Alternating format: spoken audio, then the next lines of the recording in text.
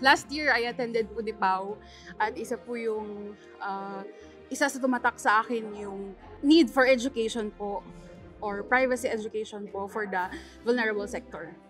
Ayan, at yun po yung naging focus po ng advocacy namin to help especially our farmers po, our third party partners, security officers po na i-educate sila to take control po of their personal data as well as po yung mga nasasakupan po nila. For NPC po, salamat po sa pagkilala, salamat po sa parangal na ito.